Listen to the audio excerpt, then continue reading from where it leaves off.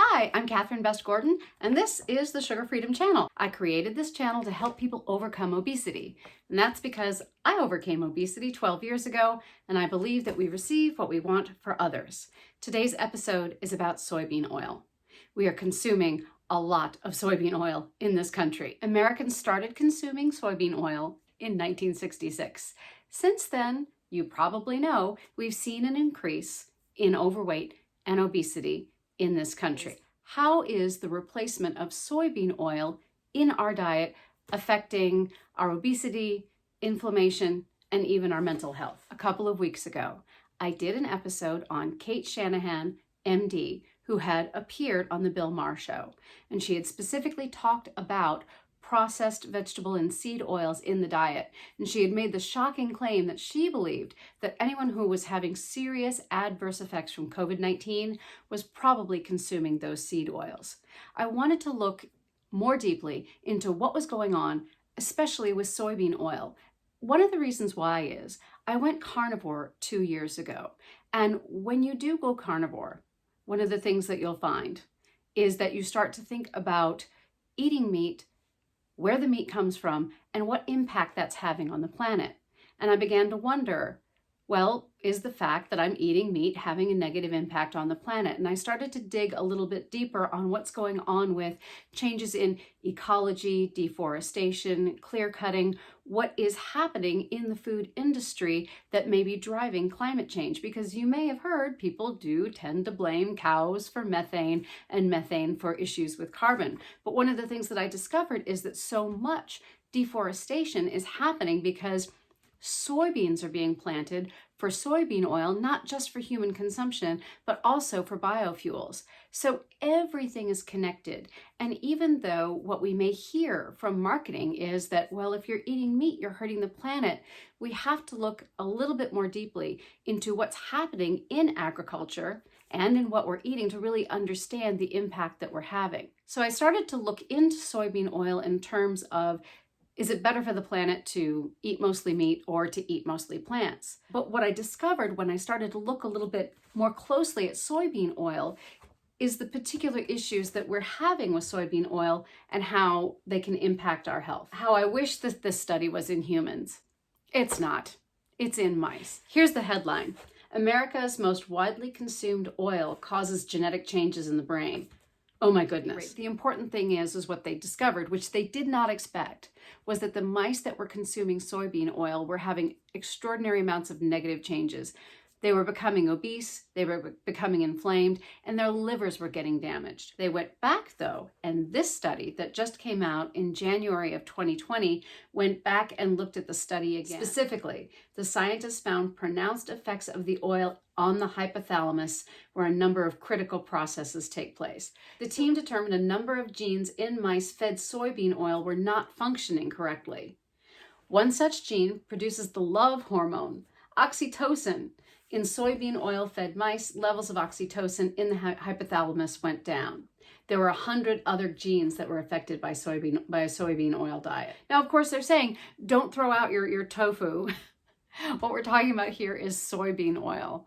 And oh my goodness, as I started to discover how soybean oil is extracted and obtained, they call it the soybean crush. So you crush the soybeans and you get the oil, and then you get the soy meal. And the soy meal, I will admit, is fed to cattle. So that's the soy cattle connection. But the oil that they get, it has to be, well, extracted with hexane, and then it has to be cleaned, it has to be deodorized. And what so many people don't realize is that there's a chemical process that's used to make this oil ready for human consumption. So what do we do? What do we do instead? Well, I did make a video, and I'll go ahead and link to it, that talks about the different healthy fats that we can eat. That video was 6 different fats that you can eat on a ketogenic diet. But the idea is that we want to go back to just simply consuming the foods that our bodies are used to consuming. I mean, when you think about it, all of the years of human development, and then all of a sudden in this country, we start consuming soybean oil in 1966. I mean, think about it. All those years eating butter and lard, And then all of a sudden in 1966, we start to eat soybean oil and everything begins to change. Now, I'm not blaming everything on soybean oil. I still think it is a connection between the soybean oil, the sugar, and the grains. And you put those three together and we have dysregulation. And I also think that it all appears to lead back to insulin resistance. I've done a number of videos on this topic. And mostly last year, I was looking at sugar and carbohydrates and how they affect insulin resistance. And if you think about it, it makes perfect sense because on a carnivore or a meat-based strategy, what are we cutting out?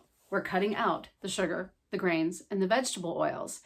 And even though, as the sugar freedom woman, it was very easy for me to say, oh, look, we take out the sugar and we get healthy. And then, oh, all right, all carbohydrates and all plants break down to sugar, so we take those out too, and we get healthy. And then looking at the reality that we even have to take out the oils that come from plants in order to reduce inflammation, to remanage the appetite and get healthy. I think it's important for me to say that I don't think that we have a specific study on humans, not on mice, that is saying, yes, the soybean oil is inflammatory, it's obesogenic, it gives people diabetes, it's bad for the liver. We really need that study, but we're really going to try to find more studies that possibly are giving us good information on whether the soybean oil is the problem. But the bottom line is, one of the things that we're dealing with today is COVID-19. And we do know that there is a connection between being obese and having negative outcomes, serious outcomes from COVID-19. My feeling is that, well, whatever it is that's causing obesity might also be putting us at risk for COVID-19. So why don't we not just say, well, eat less? Why don't we look at the things that cause obesity and then see if we can manage those to make ourselves more healthy so that we're less vulnerable to the negative outcomes of COVID-19? And so for that, and I want to thank Kate Shanahan, MD, for the work that she's doing in getting people off of vegetable and seed oils.